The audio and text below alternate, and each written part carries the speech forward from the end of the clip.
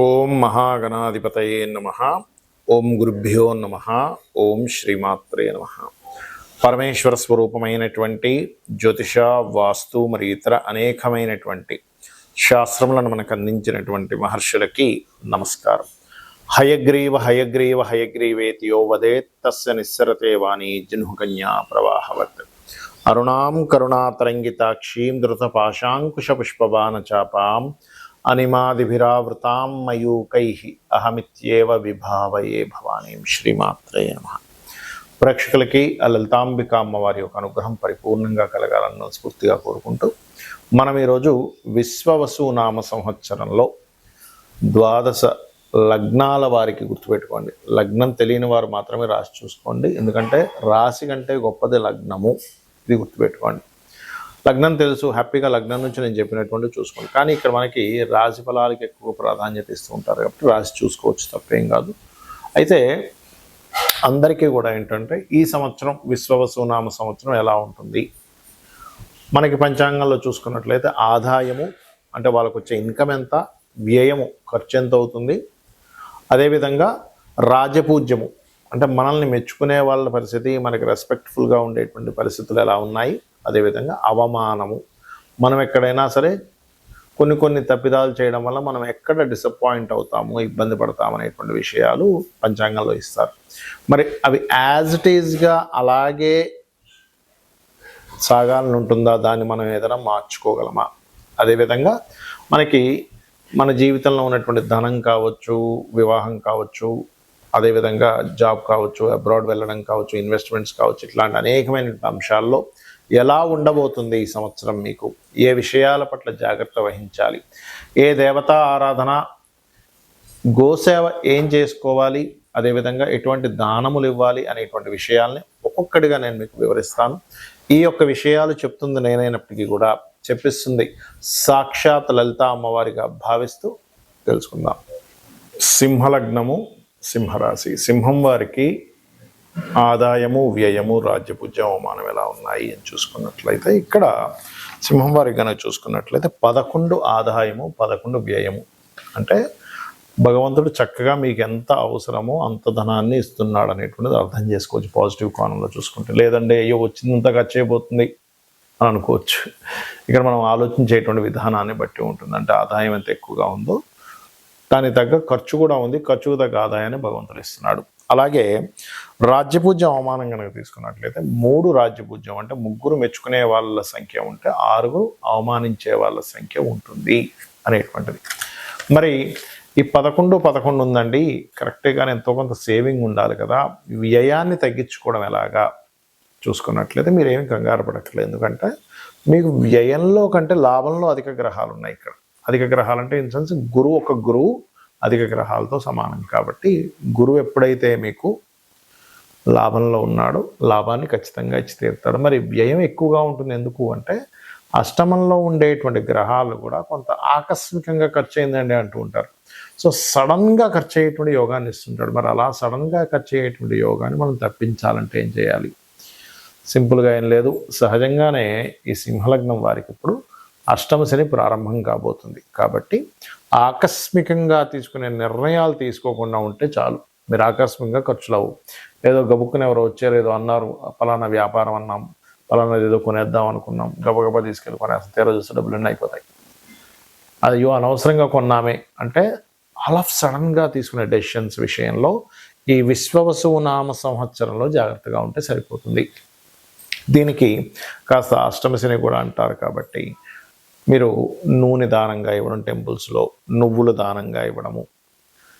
అదేవిధంగా ఇంకొకటి ఏంటంటే ఎప్పుడు కూడా అష్టమశని, అర్ధాష్టమశని, ఏళ్ళనాటి శని మీ జన్మజాతకంలో ఉండే గ్రహాల పోర్ట్ఫోలియో మీద ఆధారపడి ఉంటుంది. కొంతమందికి అష్టమశనిలోనే కలిసి వస్తుంది కూడా.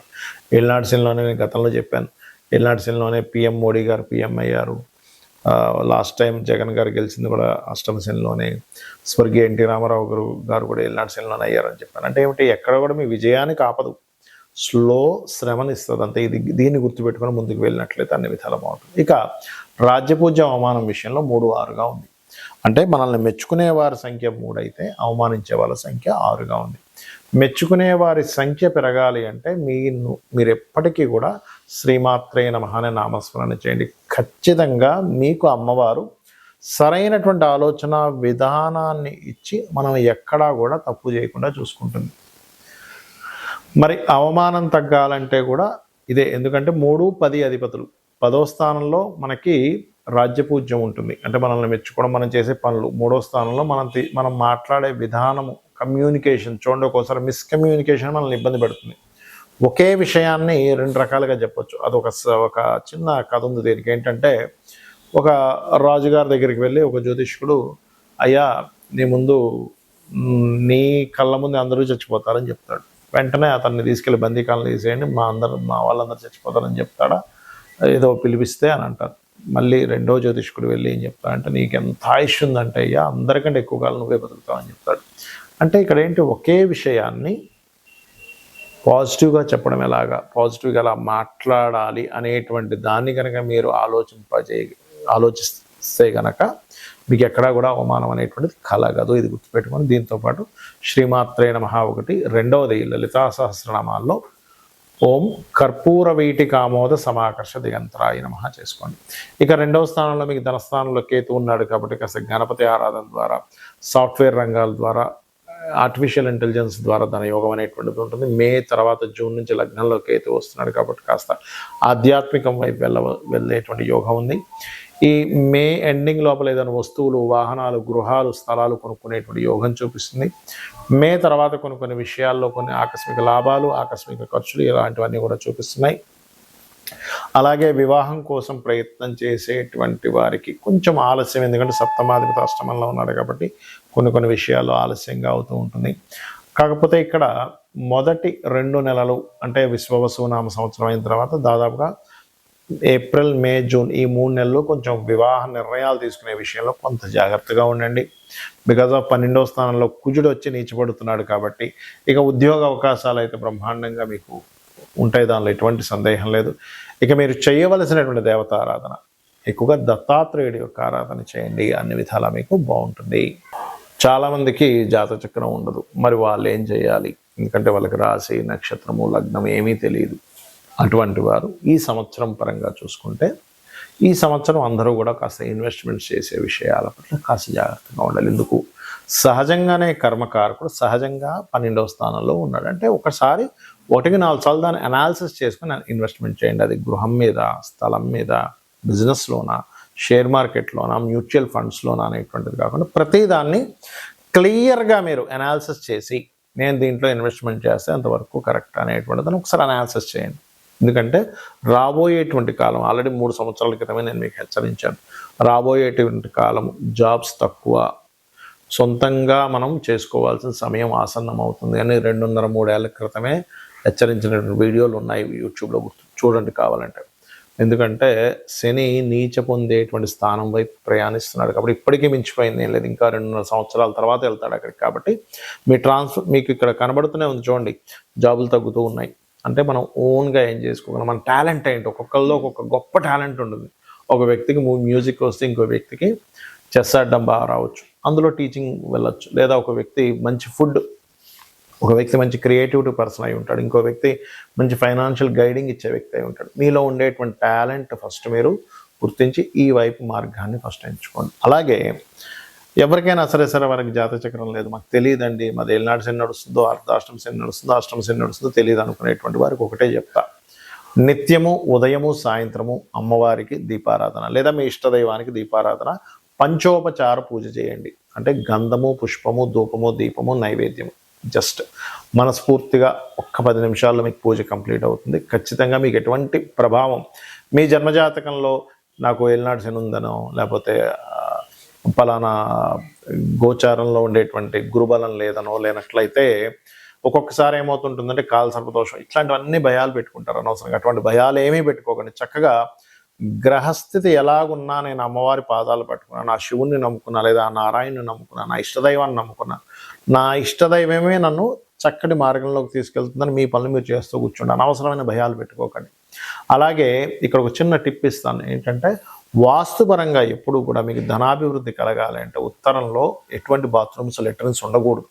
ఉత్తరంలో వైట్ కలర్ ఉండేలా చూసుకోండి. ఖచ్చితంగా మీకు 100% కూడా మీకు మీ యొక్క ఫైనాన్షియల్ గ్రోత్ పెరిగి తీరుతుంది. అలాగే ఆగ్నేయంలో కూడా వాటర్ లేకుండా కాస్త గ్రీన్ బల్బ్ ఉండేలా చూసుకోండి.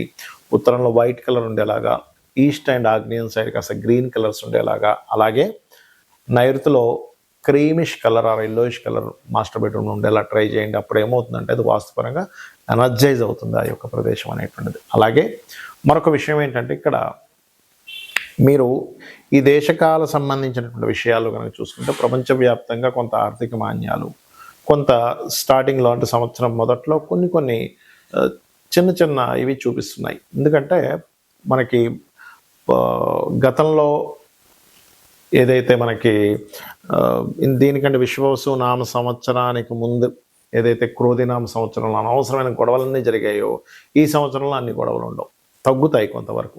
కాకపోతే ఈ ఆర్థిక మాన్యాలు, ఈ జాబ్ మీద ప్రభావాలు ఇవి ఉంటాయి కాబట్టి ఈ యొక్క విషయంలో కాస్త మీరు జాగ్రత్తగా మీ లైఫ్ని ప్లాన్ చేసుకుంటారని మనస్ఫూర్తిగా కోరుకుంటూ శ్రీమాత్రే నమః.